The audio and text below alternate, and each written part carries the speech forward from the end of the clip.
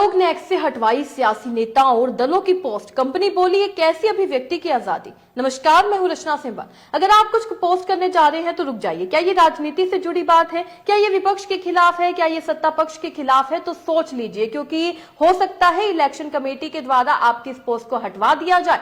मैं ऐसा इसलिए कह रही हूं क्योंकि हाल ही में इलेक्शन कमीशन ऑफ इंडिया ने सोशल मीडिया प्लेटफॉर्म एक्स को 4 चुनावी पोस्ट हटाने के आदेश दे दिए हैं। इनमें वाईएसआर कांग्रेस, आम आदमी पार्टी, एन चंद्रबाबू नायडू और बिहार के उप मुख्यमंत्री सम्राट चौधरी के पोस्ट शामिल है। ईसीआई का कहना है कि इन 4 पोस्ट ने आचार संहिता का उल्लंघन किया है। एक्स ने कहा कि हम पोस्ट हटा रहे हैं, लेकिन इलेक्शन कमीशन के इस एक्शन से सहमत नहीं है, क्योंकि यह अभिव्यक्ति की आजादी के विपरीत है। हालांकि अभी तक यह नहीं पता चल पाया है कि आखिर ये 4 पोस्ट कौन से थे।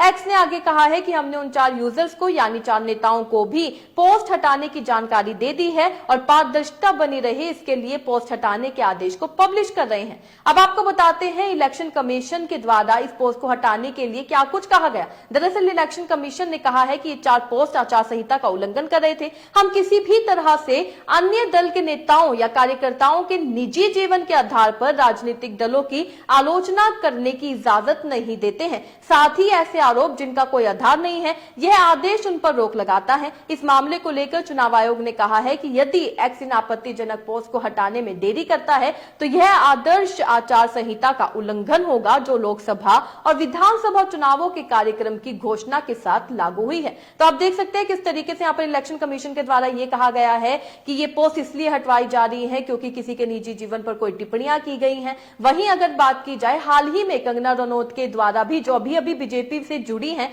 उन्होंने भी एक बयान दिया था कि एक छोटा पप्पू कहीं और है, एक बड़ा पप्पू कहीं और है। उनके द्वारा भी ऐसे बयान दिए गए थे और जाहिर सी बात है उन्होंने भी अपने सोशल मीडिया पर इस वीडियो को या फिर इस स्पीच को, अपनी पूरी स्पीच को डाला होगा। क्या उनके स्पीच को भी हटवाया जाएगा? क्या उनके ऐसे पोस्टों को भी हटवाया जाएगा? ये तो आगे देखने को मिलेगा। वहीं आपको बता दें, एक्स ने भी अपनी प्रतिक्रिया दी है। एक्स ने कहा चुनाव आयोग से वो सहमत नहीं है। दरअसल एलन मैक्स की कंपनी ने पोस्ट कर लिखा है कि the election commission of India has issued take down orders requiring X to act on post containing political speech shared from elected politician, political parties and candidate for office. In compliance with the orders we have withheld these posts for the remainder of the election period।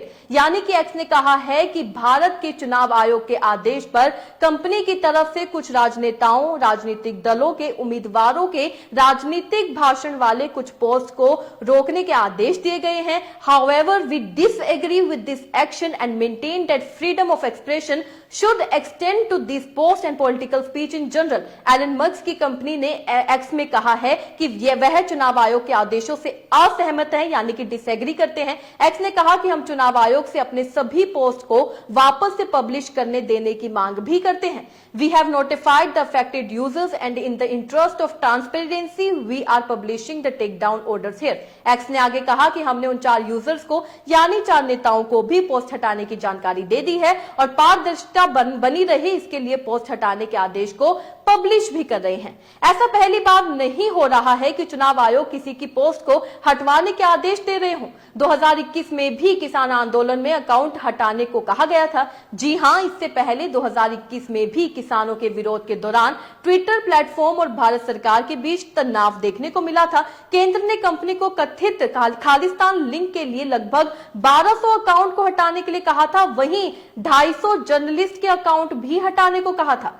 आपको बता दें, सुरजेवाला पर लगा 48 घंटे का प्रचार ban. जी हां, बता दें कि चुनाव आयोग ने इसके साथ ही कई नेताओं पर भी आचार संहिता के उल्लंघन पर कार्रवाई की है, जिसमें चुनाव आयोग ने मंगलवार को कांग्रेस सांसद और पार्टी महासचिव रणदीप सुरजेवाला पर आचार संहिता के उल्लंघन के आरोप में आगामी 2 दिनों के लिए चुनाव प्रचार पर पाबंदी लगा दी है। दरअसल बीजेपी सांसद हेमा मालिनी के बारे में रणदीप सुरजेवाला ने कथित तौर पर एक विवादित बयान दिया था, जिसकी शिकायत महिला आयोग ने चुनाव आयोग से की थी। इस मामले की शिकायत पर चुनाव आयोग ने एक्शन लिया है। ये एक्शन 16 अप्रैल 2024 शाम 6 बजे से शुरू हो गया है।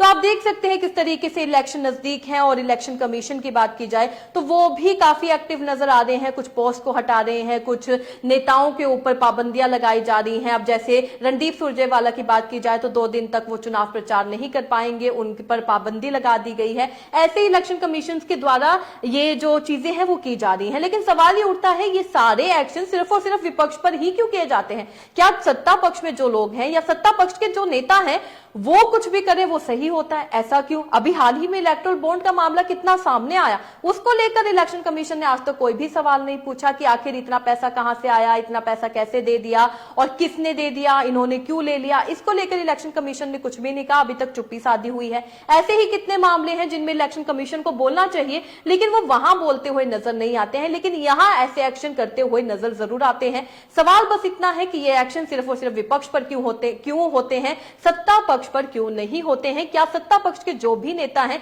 वो कभी ऐसी कोई गलतियां करते ही नहीं है? अब तो एक्स के द्वारा भी ये कहा गया है, एक्स कंपनी की बात की जाए तो उन्होंने भी कहा है कि वो इलेक्शन कमीशन के इस फैसले से सहमत नहीं है, यानी कि डिसएग्री करते हैं। उनका कहना है कि वो इस पोस्ट को हटा तो रहे हैं लेकिन वो बिल्कुल भी सहमत नहीं है और उन्होंने अपील भी की है कि कोशिश कीजिए कि इस पोस्ट को वापस से पब्लिश किया जा सके। इस खबर से आप क्या समझते हैं? अपने राय कमेंट में लिखकर जरूर बताइएगा। इसी तरीके से देश और दुनिया से जुड़ी हर छोटी सी बड़ी अपडेट के लिए FBN यानी फ्रंटलाइन ब्रेकिंग न्यूज के साथ बने रहिएगा। धन्यवाद।